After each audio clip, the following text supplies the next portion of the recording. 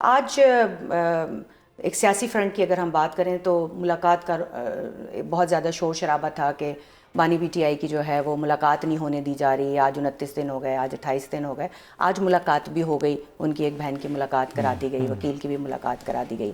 तो आपको क्या लगता है कि ये जो इतने दिनों से ये एक हंगामा बरपा था कि मुलाकात नहीं हो रही और बानी की हालत जो है वो ख़तरे में है और सारी चीज़ें, इस पे विफाक की पॉलिसी क्या होनी चाहिए, किस तरह से होनी चाहिए और बहैसियत सियासी जमात और बहैसियत सियासी लीडर आप क्या समझते हैं इसको? देखिए, उनकी बहन की आज मुलाकात उनसे हुई है, तो अगर उनको अदालत ने इजाज़त दी और जो मुलाकात हुई है तो अच्छी बात है। मुलाकात हुई, मुलाकात तो इतना बड़ा, तो मैं समझता हूँ कि इतना बड़ा इशू नहीं है। मुलाकात होगी, वापस आ गई तो कौन सा उसने कोई मतलब है कि आप कह दे कोई तीर चला लिए। वो गई हैं उनकी बहन और उनसे मुलाकात की है, जो जितने मिनट भी किया जो भी था, उसके बाद वापस आई हैं घर से। अब ये मुलाकात होगी तो आफरीदी साहब की सिचुएशन बेहतर होती हुई नज़र आ रही है आपको? मुझे नहीं पता, मुझे उस केस का नहीं पता है क्या पोजीशन है क्या नहीं है।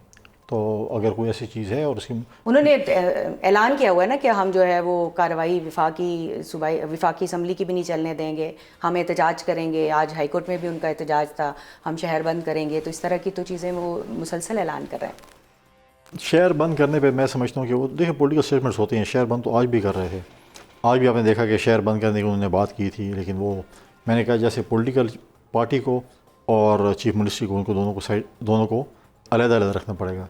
अगर वो बोलेंगे मैंने चीफ मिनिस्टर भी रहना है और पॉलिटिकल पार्टी को भी रहना है, तो वो उस क्राउड को कवर नहीं कर सकेगा।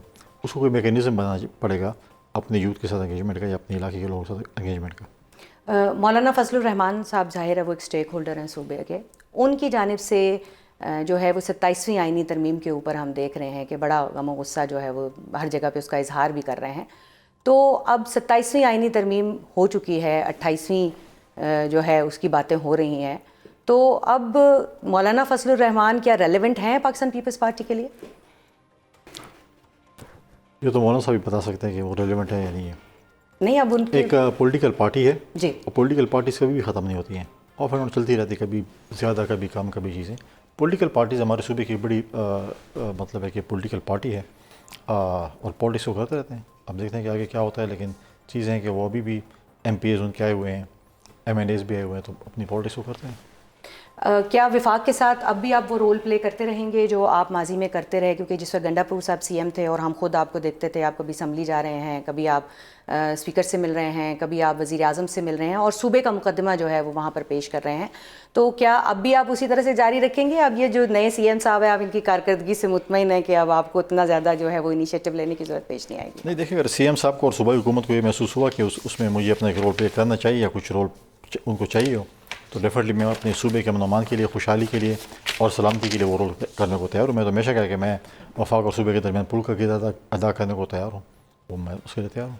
यानी जो CM जो हैं उनके कहने के ऊपर आप एक अम जिरगे में भी गए थे और ये यकीनी तौर पर अम जिरगा था, सूबे के अंदर जो एक अमन अमान की सूरत हाल है उसको बेहतर करने के लिए ये किया गया था। तो क्या हमें ऐसा दिख रहा है या वाकई ऐसा है कि आपकी सुहेल आफरीदी के साथ अंडरस्टैंडिंग बेहतर है अगर हम कंपैरिजन करें जो पिछले CM थे गंडापुर साहब उनकी निस्बत? देखें, ये जिरगा जो है वो स्पीकर साहब ने बुलाया था सूबाई असम्बली के, ही वॉज दी होस्ट। ठीक है। और डेफिनेटली उनकी हुकूमत वहाँ पे PTI की, तो उनका एक डेलीगेशन मेरे पास आया था, दावत नहीं बल्कि तमाम पॉलिटिकल पार्टीज़ के हेड्स के पास भी गया था और ऐसे गवर्नर मेरे पास भी आया था। ठीक है। उस पर फिर मैंने कहा अगर सूबे के अमन की, तरक्की और खुशहाली के हवाले से बात होगी डेफिनेटली मैं आऊँगा।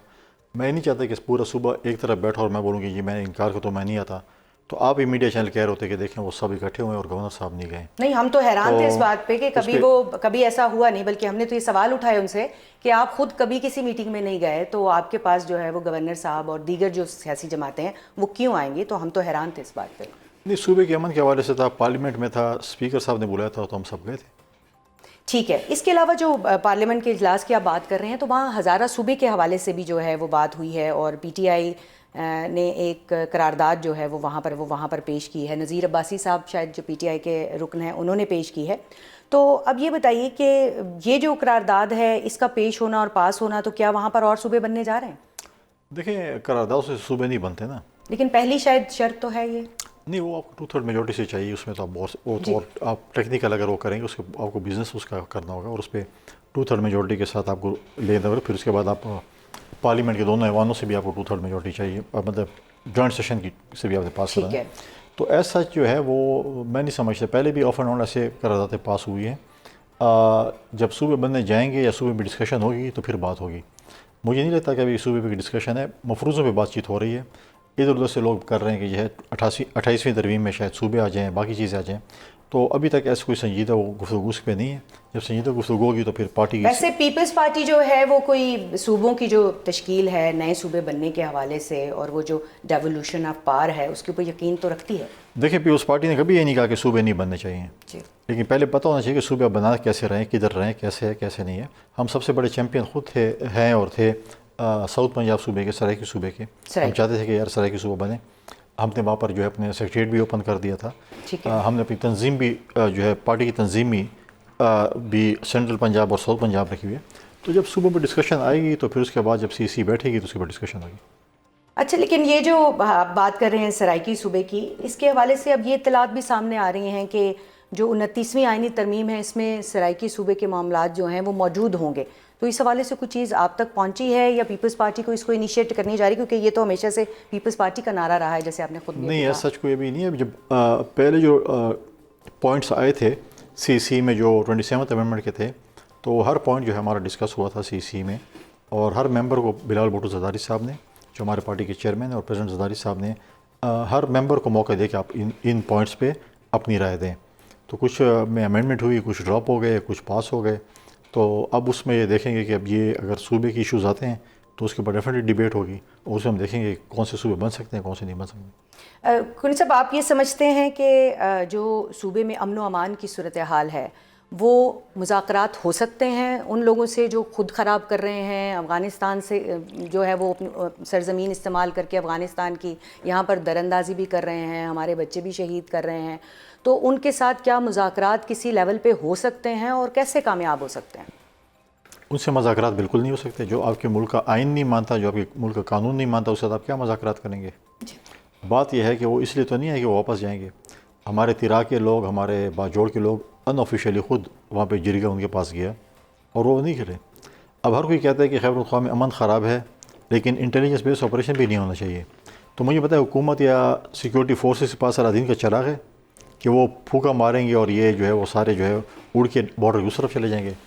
लिहाजा मैं समझता हूँ कि इंटेलिजेंस बेस्ड ऑपरेशन ही इस चीज़ का वाहिद हल है, और इस पर हमारी पूरी जो है वो फोकस है, क्योंकि वो लोग आपसे मुज़ाकरात करने नहीं है।